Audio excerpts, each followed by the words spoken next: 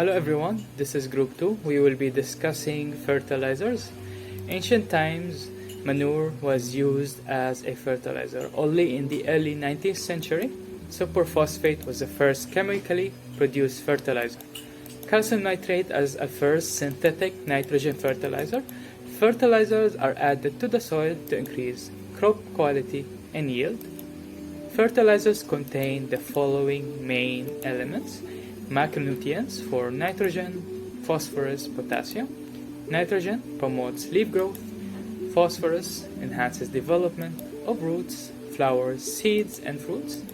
Potassium promotes strong stem, movement of water in plants, promotion of flowering and fruiting. For the secondary nutrients, macronutrients like calcium, magnesium, sulfur. For the micronutrients, copper, iron, manganese, molybdenum, zinc, and boron. And occasionally, sometimes significant silicon, cobalt, and vanadium. Nitrogen fertilizers actually contain nitrate and ammonium salts. Plants can absorb nitrate directly, but ammonium salts must first be converted to nitrates through the action of soil bacteria. For the quick-release fertilizers made from water-soluble compounds, nutrients immediately available to plants may lead to nutrient leaching. For slow-release fertilizers made from natural material, nutrients are not immediately available to plants, encourage more uniform growth. Spotlight for common products associated to fertilizers. Complete fertilizer. A complete fertilizer is a fertilizer blend or mix that contains the three main plant nutrients: nitrogen, phosphorus, and potassium, in the forms of potash, phosphoric acid, and nitrogen. On a complete fertilizer label, the ratios of these primary plant nutrients are revealed as the product's NPK ratio. For example, a fertilizer with equal amounts of each element would have an NPK of 555. This would be considered a general purpose complete fertilizer. However, to be considered complete, a complete fertilizer doesn't need to have an equal amounts of each of these, just close to it.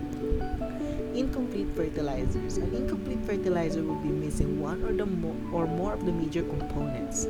Examples of incomplete fertilizers are 3400 or ammonium nitrate, 4600 urea, 18460 diammonium phosphate, 0460 triple superphosphate, and 0060 muriate of potash. Incomplete fertilizers are blended to make complete fertilizers. As an example, if 100 pounds of 4600 urea were combined with 100 pounds of 0460 concentrated superphosphate and 100 pounds of 0060 muriate of potash, a fertilizer grade of 15-15-20 will be the result. These quantities are combined. Each quantity is diluted by the other two materials by 1/3. Provided each fertilizer materials contribute equal weight to the blend. General fertilizers. The various products labeled general purpose fertilizers contain either equal amounts of major nutrient, NPK ratio of 12-12 for example, or a slightly higher percentage of nitrogen than of phosphorus and potassium, such as a 12-8-6 product. Such fertilizers are intended to meet most plants' general requirements throughout the growing season. Special fertilizers. Special purpose fertilizers, on the other hand, are formulated for specific needs. They're aimed at the gardener who wants a particular combination of nitrogen, phosphorus, and potassium for certain plants or garden situations. These fertilizers are of three general types. Synthetic fertilizers. These products are derived from chemical sources listed on the product label. They're faster acting than organic kinds and provide nutrients to plants quickly, making them a good choice for aiding plants in severe distress from nutrient deficiencies. Synthetic fertilizers are sold both as dry granules to be applied to the soil and as dry or liquid concentrate to be diluted in water before application. In dry form, they're usually less expensive than their organic counterparts. In some of the dry granular types, those known as controlled release fertilizers, the fertilizer granules are coated with a permeable substance. With each watering, a bit of fertilizer diffused throughout the coating and into the soil. Depending on the particular product the nutrient release may last anywhere from 3 to 8 months. Organic fertilizers. Organic fertilizers are derived from the remains of the living organisms.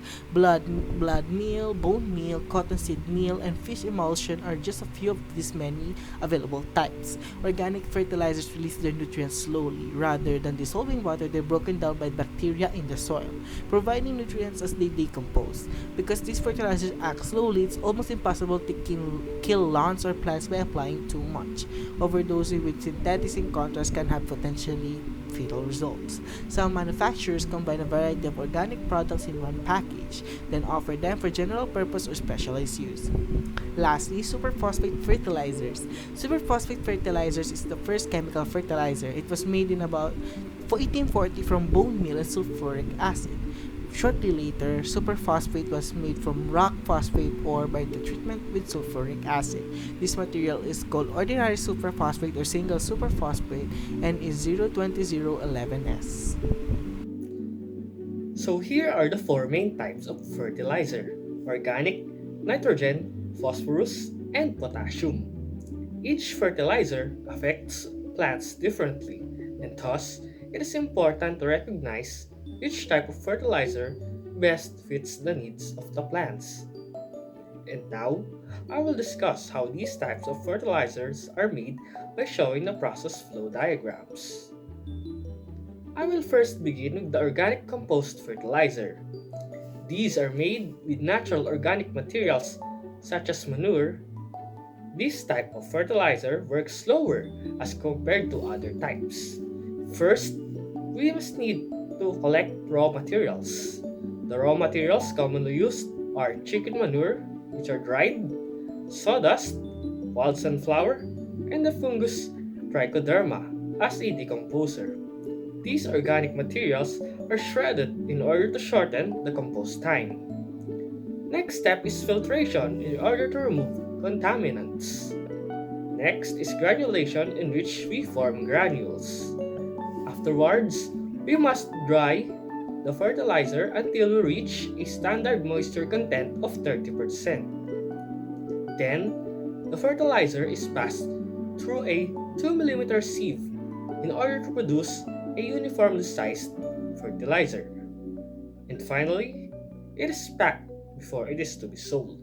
As for the nitrogen fertilizer, as said earlier, nitrogen is the plant nutrient responsible for plant growth.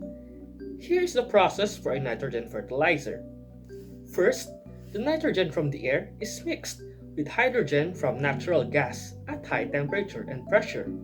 This will form ammonia, or NH3, and this process is known as the Haber process. As a little trivia, the Haber process was originally intended for explosives during World War I.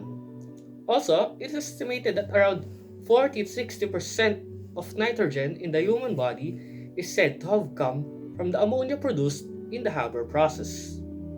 Okay, so back to the process. It must be noted that not all of the natural gas is used as a raw material, as some part of it is used to power the synthetic process. The ammonia produced will be used to produce nitric acid in a process known as the Ostwald process. We can use these intermediate products to create different nitrogen fertilizers. If we combine ammonia and nitric acid, we will produce ammonium nitrate. If we combine ammonia and carbon dioxide, we will produce urea. And if we combine ammonium nitrate and urea, we will produce urea ammonium nitrate, or UAN. Next is phosphorus fertilizers. Phosphorus is a nutrient that strengthens the roots and stems of a plant. Flowering, seeding, and fruiting are also the benefits of phosphorus. This type of fertilizer is derived from fluorapatite, or also known as phosphate rock. This is then treated with sulfuric acid, which will give us single superphosphate, or SSP. This SSP has a low concentration of phosphorus. Other phosphorus fertilizers could also be made by adding additional steps.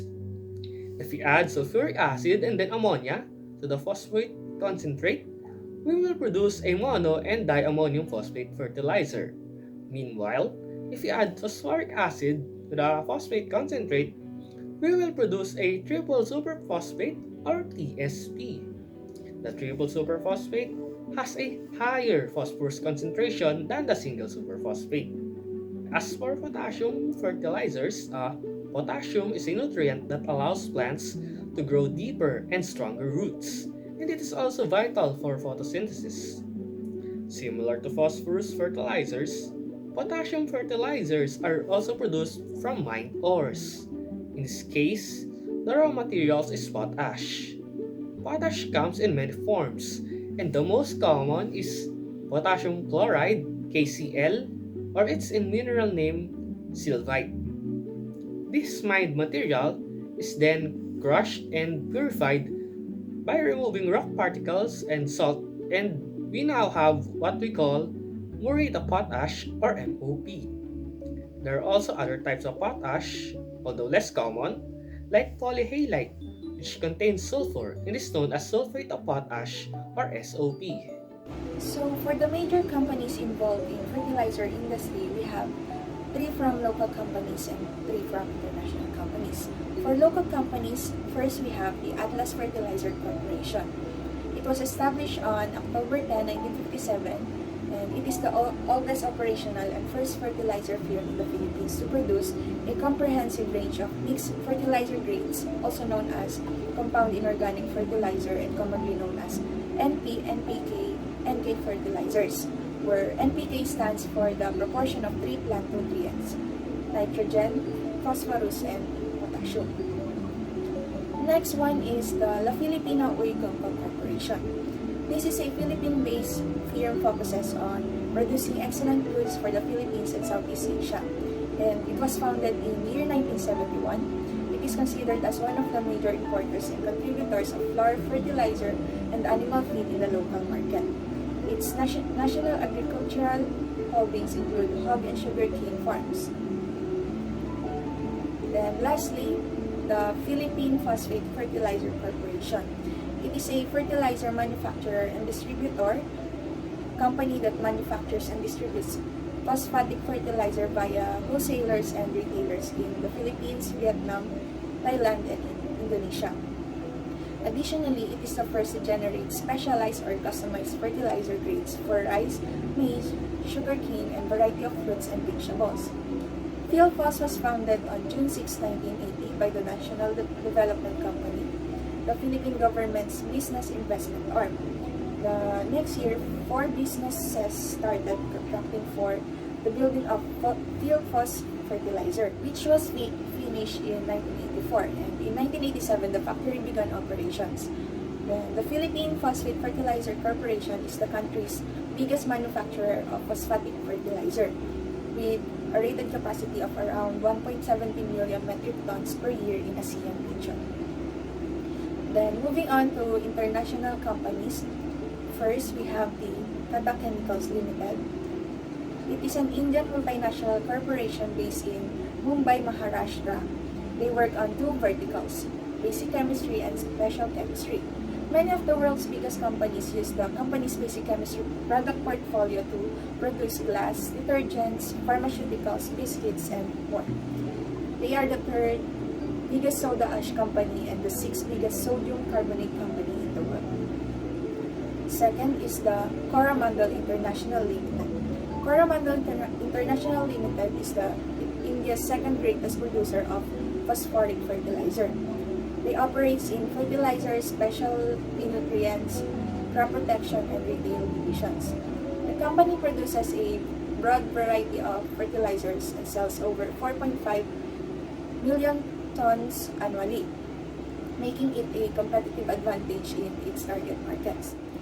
Coromandel has also created a line of specialty nutrient products, including organic fertilizers, as part of its effort to be a full plant nutrition solution company. Lastly is the Alkali. It is a Spanish potash mining firm founded from national and international investment, focused to development and exploitation.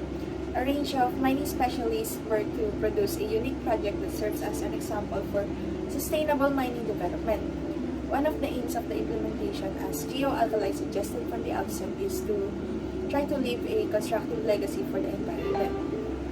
Since potash fertilizer is its major product, let us define what is potassium. Potassium is commonly referred to as potash, since this element is the most prevalent natural source of potassium. Potassium is now one of the three most essential components in commercial soluble fertilizers, alongside nitrogen and phosphorus. Fertilizers such as NPK are particularly successful in improving the productivity of these fields, since these areas are not well suited for stable crops. So now let's talk about statistics. So in here, the three tables that I'm about to show you summarizes the world capacity and supply and demand for nitrogen, phosphorus, and potassium fertilizers for years 2016 till 2022. The following data are obtained from the Food and Agriculture Organization of the United Nations in 2018. So to start, let's look first into the world capacity for producing the fertilizers. So as you can see in the data given, for years 2016 till 2022, the forecast shows an increasing capacity for the three fertilizer types.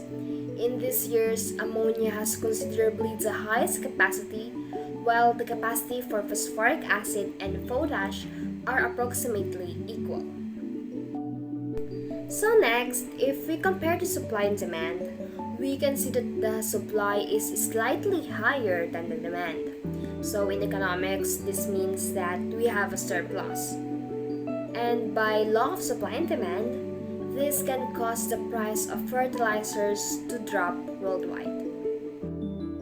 However, it must be noted that the following data was the projected data by the United Nations in 2018, which means that it did not put into consideration the unexpected onset of the COVID-19 pandemic.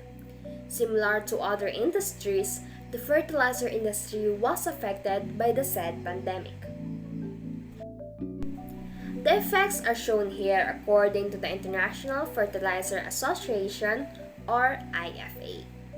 So first, it must be noted that the pandemic did not disrupt the agricultural and fertilizer industry as much as the other industries. This may be due to the fact that it is considered as essential, which led to its production and transportation being continued despite lockdowns. Next, there is still an anticipated increase in fertilizer usage in year 2020 till 2021 despite the pandemic. But despite this, there are some countries that will experience fertilizer use decline, particularly in Africa and East Asia. Third, even though there is an increase in both usage and demand, the world fertilizer supply is still sufficient.